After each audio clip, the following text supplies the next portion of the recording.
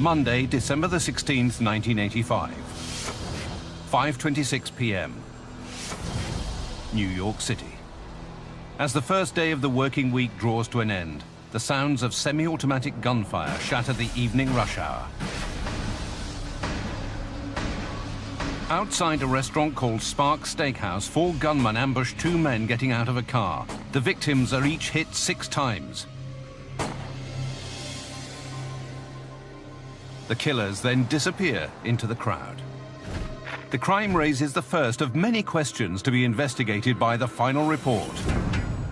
Why would anyone stage a double murder in such a public place? The killings take place in the heart of New York City, in Midtown Manhattan, on East 46th Street. When police arrive, they find the bodies of 2 men lying in pools of blood next to their car. Where were they hit? They were hit in the head and in the body. New York City Police Detective Jimmy Turnbull says at first the identities of the victims weren't clear. We had a report of several gentlemen running away from the crime scene wearing Russian hats. People believe that we possibly may have had 2 diplomats from the United Nations shot. Detectives quickly discover that the dead men aren't diplomats, but a pair of high-level mobsters. Paul Castellano, or Big Paul, is the top boss of New York's largest mafia organization, the Gambino crime family, named after the late Carlo Gambino, one of the city's most legendary godfathers. The other victim is Thomas Bilotti, the Gambino underboss, or second in command. The boss and underboss govern a hierarchy of captains, soldiers, and associates. All of them contribute part of their illegally earned money to the group's top officials.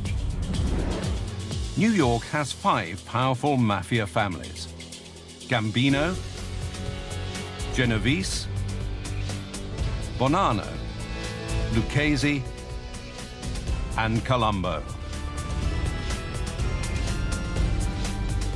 They are part of a secret organization with influence in at least 25 states across the United States. It's known as Cosa Nostra, our thing. The mob uses bribes and violence to control politicians and the big 4 labor unions, the Teamsters, longshoremen, laborers, and hotel and restaurant employees. Cosa Nostra wields that influence to procure favorable contracts and backhanders in many major industries. In New York, the effects of this corruption are felt throughout the city. How does the mafia affect life in America's largest city? In the 1980s, the mob's power and violent activities compels the FBI to make fighting organized crime its top priority. But agents like George Gabriel are having trouble gaining the upper hand. They were a serious threat, and a lot of violence was being conducted by them. There were bodies all over the place, especially in the 80s, early 80s. December the 18th, 1985, 2 days after the murders of Castellano and Bilotti. Newspapers suggest the killings may be linked to a flashy, reputed Gambino captain named John Gotti. Why would Gotti have his own boss and underboss killed? December the 24th, 1985, less than a week later. New York police take these photographs of some 200 suspected gangsters meeting with Gotti, here at one of his favorite Manhattan hangouts, the Ravenite Social Club. Gotti appears to be taking over as the new Gambino family boss. His impeccable appearance and $1,000 tailored suits quickly earn him the media nickname, the Dapper Don. At the time, Gotti is already under investigation for a variety of other crimes. The investigations are part of a nationwide mafia crackdown, spearheaded by the FBI. Among those caught in the Bureau's dragnet are the bosses of New York's Lucchese, Colombo, and Genovese crime families. In Manhattan, U.S. Attorney Rudolph Giuliani makes the battle against the mob one of the top priorities of his office. But I think we can end the mafia as an institution in the next 3 or 4 years, 5 years, by keeping this kind of pressure on them. Gotti's new role as Gambino boss makes him a primary target for numerous law enforcement agencies. all competing to be the first to bring him to justice for crimes ranging from assault to racketeering to murder. 2 investigations soon lead to trials. March 1986, Queens, New York. In the first trial, state prosecutors accuse Gotti and one of his associates of felony assault. The DA built the case on the allegations of a refrigerator repairman named Romuald Pacek, who claims that 2 men beat him up over a parking dispute. In court, however, Pacek shocks prosecutors. When on the stand, he changes his story and testifies he doesn't remember who attacked him, telling reporters that he has no memory of his earlier allegation. If I did go stand there and say that this is Mr. Gotti and this is Mr. Coletta, they assaulted me and robbed me, I'm not sure. The judge dismisses the case. Why does the victim change his story? After his court victory, Gotti's press-friendly image captures the attention of the public. Many view the mob boss as a throwback to the flashy gangster era of Al Capone. As in Capone's time, mobsters around Gotti frequently disappear or are found dead. One is Gambino soldier Robert Di Bernardo, nicknamed DB, who suddenly goes missing in June 1986. September the 25th, 1986. Brooklyn, New York. A second Gotti trial gets underway, this time in a federal court. Gotti and 6 co-defendants are accused in connection with several crimes, including racketeering and murder. Assistant U.S. Attorney Diane Jackalone and co-prosecutor John Gleason are working with the help of several agencies, including the NYPD and the Drug Enforcement Agency. Though the FBI initially supported the investigation, the Bureau had since withdrawn its backing. The FBI was the opposite of involved. They weren't helpful. They did not want anything to do with our case. Considering the Bureau's commitment to fighting organized crime, why does the FBI refuse to help federal prosecutors? As the trial stretches on, prosecutor Jackalone calls on several low-level mob turncoats. Each government witness confirms Gotti's role in the Gambino organization and his ties to serious crimes. Gotti's attorney, Bruce Cutler, attacks the credibility of these witnesses. In court, he calls them career criminals and bums. Outside, he singles out one such witness, Edward Maloney. A drug dealer, a liar, and a lowlife, his testimony is of very little consequence to anybody but the government who's made this deal with him. March the 13th, 1987. Gotti waits for the jury to decide his fate. To some, he appears suspiciously calm. The jury finds Gotti and his henchmen not guilty on all counts. It's a stunning blow to prosecutors. We thought it was going to be a conviction. They blew us out. Everybody's acquitted of everything. And it was devastating. Why does the jury find Gotti not guilty? Reporter Jerry Capisi covered the case for the New York Daily News. He says the acquittal sent Gotti's popularity soaring to new heights. As a reporter, it was a great story.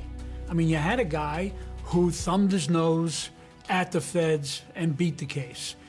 Everybody wanted more and more information about him. What do you think of the verdict, Mr. Gotti? Right into How do you feel? After the verdict, Gotti returns to his Howard Beach neighborhood in Queens. He's now looked upon as a Robin Hood-style folk hero, a poor kid turned charming mobster whom the government can't convict. He's just a good man. He's a good family man. A man who throws lavish 4th of July parties and donates to local charities. You don't think he belongs in jail? No way. He's loved around here. He's like a hero of Howard Beach. Gotti's ability to deflect criminal charges earns him a new nickname in the press, the Teflon Don. The nickname increases the pressure on FBI investigators, such as Supervisor Bruce Mao, who led the Bureau's Gambino investigative squad from 1980 to 1998. Because of his publicity, his notoriety, there's a lot of pressure on us to get John Gotti, to put him in jail. so you don't have a fight. Some in the Bureau blame the media's breathless coverage of Gotti for making their job more difficult. How does the media spotlight on Gotti hurt the FBI's investigation? After watching Gotti beat 2 separate cases, Mao orders Special Agent George Gabriel to launch a fresh Gotti investigation. They decide to try something no other agency has been able to do: catch Gotti clearly discussing his crimes on tape. For a boss, his crimes really are his discussions. He's not going to be on the street again pulling the trigger. He's going to be giving orders to others to go do that for him. January 1988. Gotti has moved his headquarters from the Bergin Hunt and Fish Club in Queens to the Ravenite Social Club in Manhattan's Little Italy. It's here that he was spotted meeting with Gambino family members after the murder of Paul Castellano. The congested neighborhood gives the FBI an opportunity. They can watch over Gotti's headquarters without being seen. The FBI investigation heats up, and the answers to our questions when the final report continues. February 1988, New York City. John Gotti is riding high. He's now the boss of the Gambino crime family, taking over after the assassination of Paul Castellano. And he's just beaten not 1, but 2 indictments on criminal charges. You think the government's going to frame you? You guys and Giuliani should be in church. Now the FBI is determined to get the Teflon Don by gathering enough evidence to put him away for life. Under the direction of FBI supervisor Bruce Mao, a video surveillance team goes to work, monitoring Gotti's new Manhattan headquarters, the Ravenite Social Club, from an apartment 2 blocks away. But had a direct line of sight down Mulberry Street, over the trees, over the lights, right to the front door of the club. And so we could see anybody coming and going. Gotti begins holding regular meetings at the Ravenite with his underlings. It was a great break for us. He had these people coming any number of nights, 5 nights a week. And that really was contradictory to what the mob did before that. They understood meetings only helped the feds. The fewer meetings you had, the less chance you had of being caught. Considering the likelihood of drawing FBI attention, why does Gotti start holding these regular meetings? You'd see 2 and 3 wise guys walking out of the club, having a brief conversation, and then going right back inside again. The FBI is building a list of Gambino family members. Frank Locascio, also known as Frankie Locke, and Salvatore Gravano, also known as Sammy the Bull. Though the surveillance tapes recorded from 2 blocks away show mobsters having conversations, they contain no audio. Can these silent tapes help build a case against Gotti? February the 26th, 1988. In the middle of the night, 2 FBI agents break into the Ravenite Social Club by picking the lock on a door. Once inside, they plant an audio bugging device in the back room above this table. They hope to finally capture incriminating conversations on tape. But when agents listen in, they can barely make out the conversation between Gotti and his men. There were too many people in too small a room. It was like the Tower of Babel, too many voices, and you really couldn't hear what they were saying. The agents return to reposition the bug and add a noise filter, but a new dilemma emerges. June 1988. Gambino soldiers passing time at Gotti's former headquarters in Queens discover a bug left over from a prior New York State Task Force investigation. The FBI soon notices a chain